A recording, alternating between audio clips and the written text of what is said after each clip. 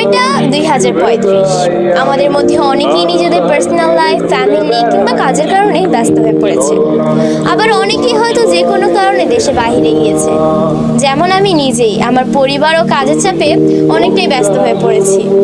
অনেক ব্যস্ততার কারণে পুরনো কিছু স্মৃতি, মানুষ ও অনুভূতির কথা আজকাল বেশি একটা মনে থাকে না। রাত 3টায় হঠাৎ করেই আমার ঘুমটা ভেঙে গেল। ঘুম ভেঙে যাওয়ার কারণে উঠে এক গ্লাস পানি খেয়ে আবারও ঘুমানোর চেষ্টা করলাম, কিন্তু কেন যেন আমার ঘুম আসছে না, শুধু অস্থির লাগছে। আমিও আর ঘুমানোর চেষ্টা করলাম না। বিছানা থেকে উঠে বারান্দায় গিয়ে দাঁড়ালাম। পরিবেশটা একদম নীরব, শীতল হাওয়া বইছে, মাঝে মাঝে আবার ঝিরিঝিরি বৃষ্টিও পড়ছে। কিছু কিছু ফোঁটা আমাকেও ভিজিয়ে দিচ্ছে। আজ আমি যেন সেই পুরনো কিছু অনুভূতি অনুভব করতে পারছি। আজ আমি যেন সেই পুরনো আমিটাকে খুঁজে পেয়েছি।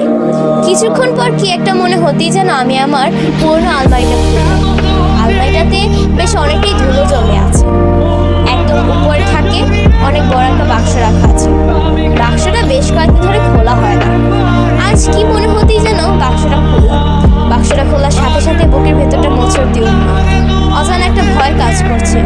হঠাৎ বাক্সটার ভিতর থেকে একটি ছবি বের করে ভাবতে লাগলাম, এই সেই ছেলেটা যার জন্য আমি একটা সময় কতই না পাগল ছিলাম।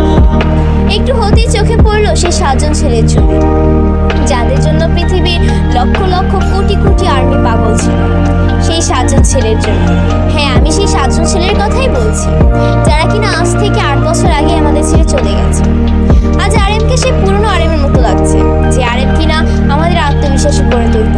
আজ জিনকে সেই পুরনো জিনের মতো লাগছে, যে জিন কিনা আমাদের বলেছিল নিজের প্রশংসা নিজে করো, অন্যের প্রশংসা পরেও করা যাবে। আগের মতো লাগছে সেই জেইহবকে, যেই হোক কিনা আমাদের বলেছিল যে হাসিটা একটা ব্যান্ডেজের মতো, আর এই ব্যান্ডেজটা তুমি তোমার দুঃখের সময় সবসময় মুখে লাগিয়ে রাখবে, যেন কেউ বুঝতে না পারে তুমি দুঃখে আছো। ফিরে পেলাম আমি আমার পুরনো জিমিনকে, যারকে ক্যামেরা দেখলে শুরু হয়ে যেত আর্মিদের সাথে ফ্লার্ট করা। মাঝে মাঝে না জিমিনকে দেখলে আমার অনেক হিংসা হয়। এই ছেলেটি কেন এত সুদর্শন দেখতে, কেন এত কিউট। আজ মনে হয় আবার নতুন করে তায়াং পেলাম, যে কিনা সবসময় বাচ্চাদের মতো পাগলামো করত। আচ্ছা, সে কি আজ অমনভাবে পাগলামো করে? আবার ঠিক আগের সুগাকেই যেন আজ ফিরে পেলাম, যাকে আমরা ভালোবেসে ডাকতাম তলাবিরে। প্রচুর ঘুমপুরে একজন মানুষ ছিল সুগা। সে কি এখন এমনই আছে? ফিরে পেলাম আমি আমার বানি স্মাইলের কিংকে, মানে জাঙ্কুককে, যাকে দেখে কিনা আর্মিরা তাদের সকল দুঃখ কষ্ট ভুলে যায়। আমাদের এই 7 রাজারা আজ নিজেদের পার্সোনাল লাইফ নিয়ে ব্যস্ত। 2027 দেখতে দেখতে 2027 চলেও গেল। বিটিএস ডিসব্যান্ড হয়ে গেল। কি আজব না ব্যাপারটা। ভেবেছিলাম ওরা ডিসব্যান্ড হয়ে গেল হয়তো আমরা বাঁচতেই পারবো না, আর এখন ওদের ছাড়াই আমাদের জীবন চলে যাচ্ছে। সময়টা কি তাড়াতাড়ি চলে যায়, তাই না? তা বোঝাই যায় না। আজ রাতটা আমার জীবনে কেমন যেন একটা রাত হলো। যতই ওদের কথা চিন্তা করছি, ততই চোখ থেকে পানি গড়িয়ে পড়ছে। মনে হচ্ছে ভিতর থেকে আত্মাটা এখানে বেরিয়ে আসবে। এরই মধ্যে বাইরে জোরে বৃষ্টি নেমে গেল। বৃষ্টিতে আমার চোখের জলে মিলিয়ে গেল। ছবিটা বুকে জড়িয়ে অঝরে কাঁদতে লাগলাম। যতই বলি কাজের চাপে তাদের কথা মনে থাকে না, কিন্তু দিন শেষে তো সবই মনে পড়ে।